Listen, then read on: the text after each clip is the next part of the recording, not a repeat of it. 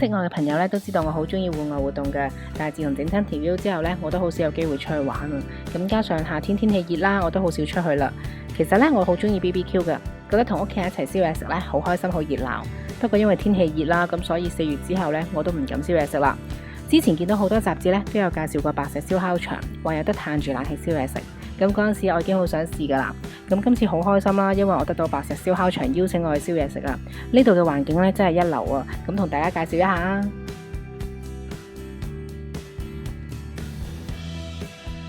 喺馬鞍山有接駁車直接入到白石燒烤場噶，只要上翻佢哋嘅網頁睇時間就可以啦。咁上車咧大概10分鐘左右咧就到達目的地噶啦。我哋大約5點左右到燒烤場啦，因為我想睇日落啊。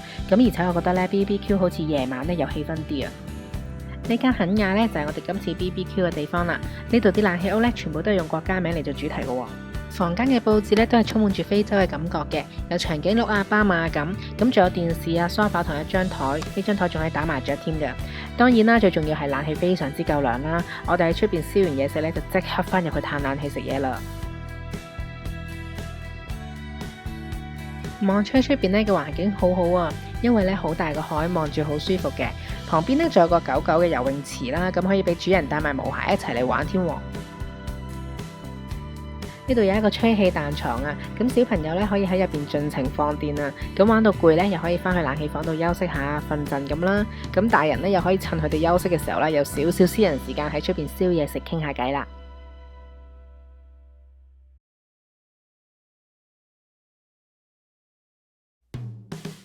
嚟到今日嘅主菜啦，就係燒嘢食啦，睇下有啲咩食先。我哋叫呢個咧係10人餐嚟嘅，咁所以啲嘢食咧就齊10個人噶啦，而且咧仲有隻乳豬添啊，我哋都差啲食唔晒啊！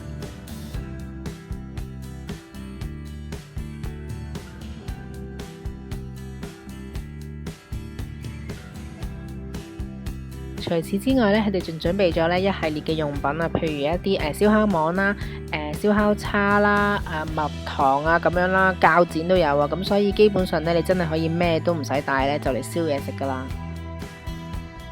呢隻乳豬咧夠晒大隻啊，我哋燒一陣啦，咁到夜晚咧工作人員就會幫我哋收尾噶啦。都開始肚餓啦，我哋都急不及待咁要燒嘢食啦。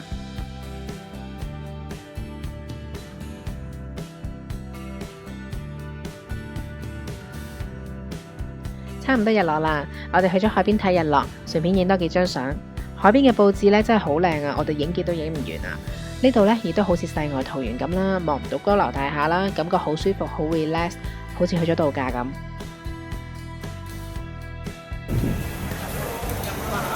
夜晚啦，隻豬咧都燒得七七八八，咁工作人員咧就幫我哋埋尾，然後幫我哋切開，等我哋可以咧好容易咁食到。呢隻豬咧真係好好食。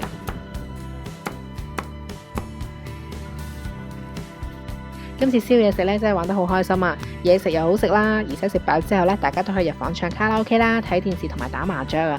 真係一次過滿足晒大家嘅願望啊！我同屋企人咧已經準備再去一次噶啦。